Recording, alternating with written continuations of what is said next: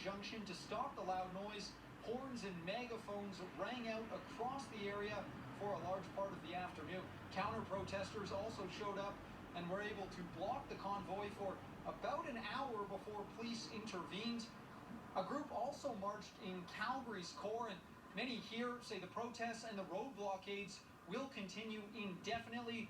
A number of protesters from both Calgary and Edmonton are set to join a convoy made up of mostly rural Albertans who are heading south to Coutts and the border blockade.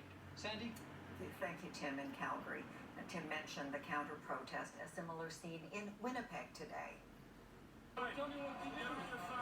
Dueling demonstrators on both sides of the debate turned up in front of Manitoba's legislature. And there were a couple of rallies in the Maritimes, too.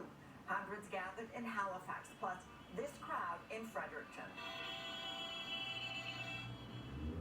Now, Americans are also bracing for possible disruptions at Sunday's Super Bowl in Los Angeles, but events in Canada have already inspired demonstrations in Europe. CTV's chief international correspondent Paul Workman is in Paris tonight, where protesters met their match. French police could not stop the so-called Freedom Convoy from entering Paris, but protesters were met with an aggressive show of zero tolerance. This was not going to become another Ottawa blockade in the middle of the French capital. There were few, if any, truckers. France banned them from the city, and people waving flags were quickly surrounded and shut down. Rare for a French police officer to pull a gun on a protester, but that's what happened today.